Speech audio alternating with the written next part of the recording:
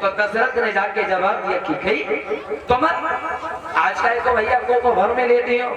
आज तो अयोध्या में खुशी की लहर है, कल मैं राम का राष्ट्र करने के लिए जा रहा हूँ, इस खुशी में तुम नाराज काहे को हो गई। जवाब दिया महाराज हम तुमसे कुछ मांगेंगे। तो केकई की बात सुन के जवाब दिया दशरथ ने केकई मांग लो। आज ये दशरथ इतना खुश है, आप तुम जो मांगोगी हम आपको वही दे देंगे। जो ये बात सुनी तो केकई ने जवाब दिया महाराज हम तुमसे मांगेंगे तो, लेकिन ऐसे नहीं मांगेंगे, पहले तुम राम की कसम खाओ, पहले राम की कसम खाओ कि मैंने तुमसे मांगा और तुमने मना कर दिया तो। और जो ये बात कही कि राम की कसम खाओ तो दशरथ के पैरों के तले धरती खिसक गई की गई।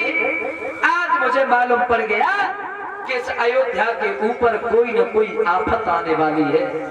अरे जिस पत्नी को ही पति की बात पे विश्वास नहीं रहा तो ये प्रजा के लोग मेरी बात पे क्या विश्वास करेंगे। आंखों से आंसू निकलने लगे। एक बात कही गई तू मांगे तो ले।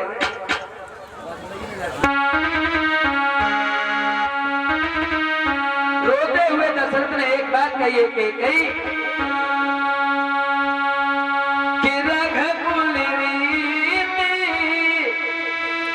और सदा चल आई, प्राण जाए पर बचन न जाए।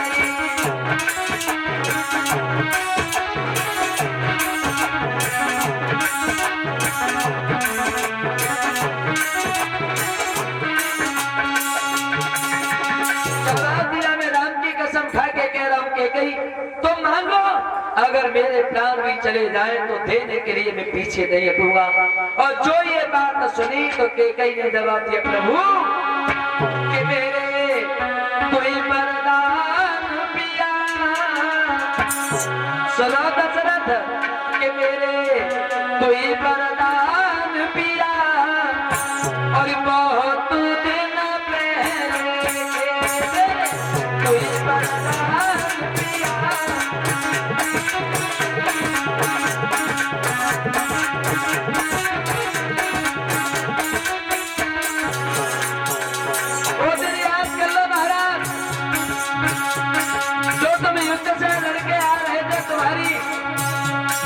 रथ की जब भैया की कील निकल गई थी धुरी की तो मैंने उंगली लगा के तुम्हें तुम्हारे काम बताए थे। तब तुमने कहा कि वरदान मांगो तो मैंने ये कहा कि समय आने पे मांगूंगी। मेरे कोई वरदान पिया बहुत दिन पहले, मेरे कोई वरदान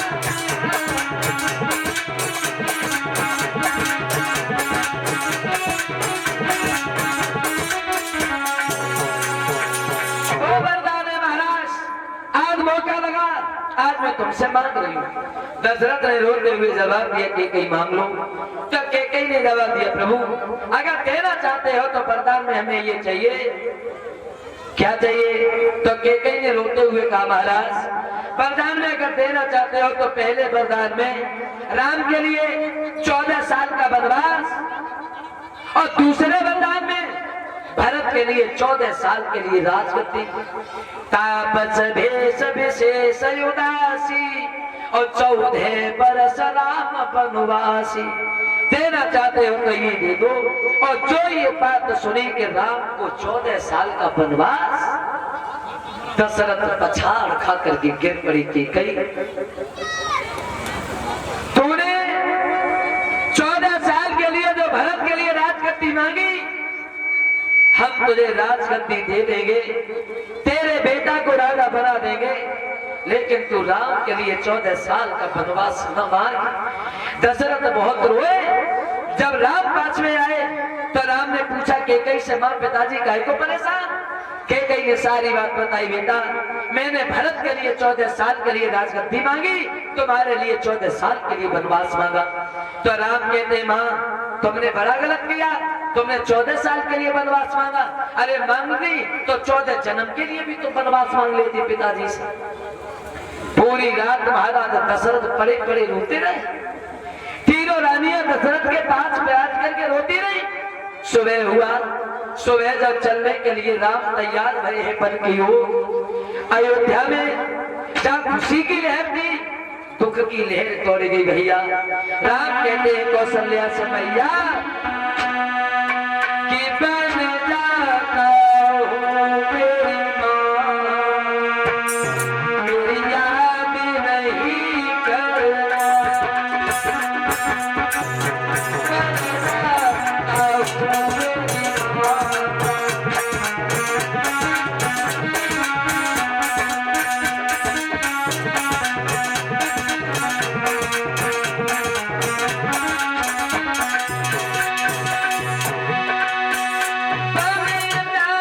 हूँ मेरी माँ।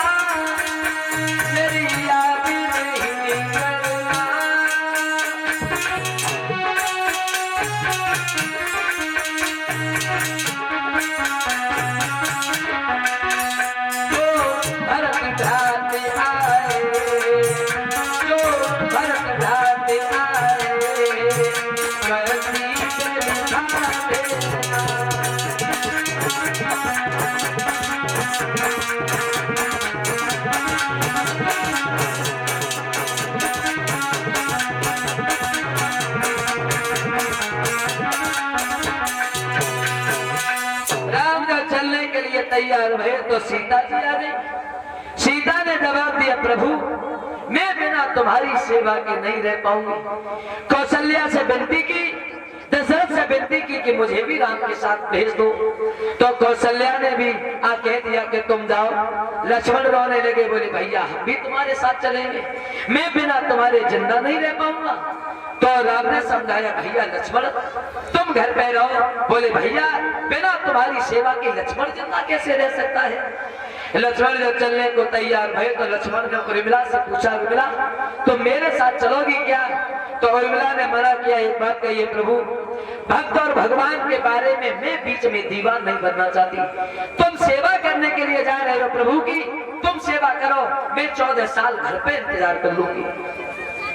चले हे राम लक्ष्मण सीता जी को साथ लेकर के जब ये निकल करके घर से गए, सुमंत मंत्री को भेजा महाराज दशरथ ने, ये कहा इन्हें घुमा करके जल्दी लौटा के घर पे लेके आना। और जब महाराज दशरथ की अंतिम जब सांसें आई तो महाराज दशरथ को वो वाली बात याद आई जो उद्धार ऋषि ने महाराज दशरथ को श्राप दिया था।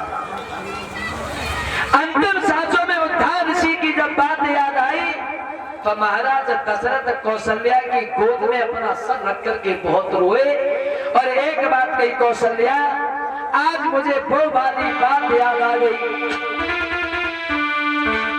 रोने लगे दशरथ, बोले कौशल्या अरे एक दिना की बात और नारी में पद में जब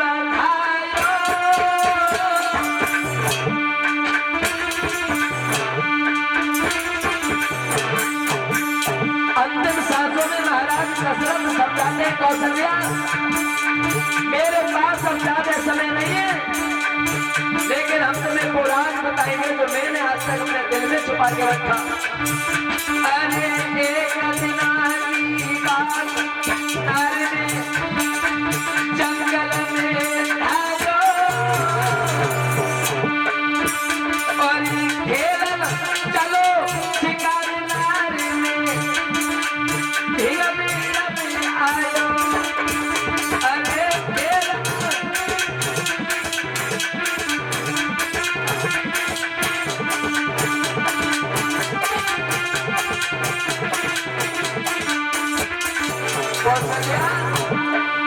शिकार खेलने के लिए जब मैं गया घोड़ा पर सवार होकर के तालाब के किनारे जब मैं पहुंच गया, क्या बताऊं तुझे कौशल्या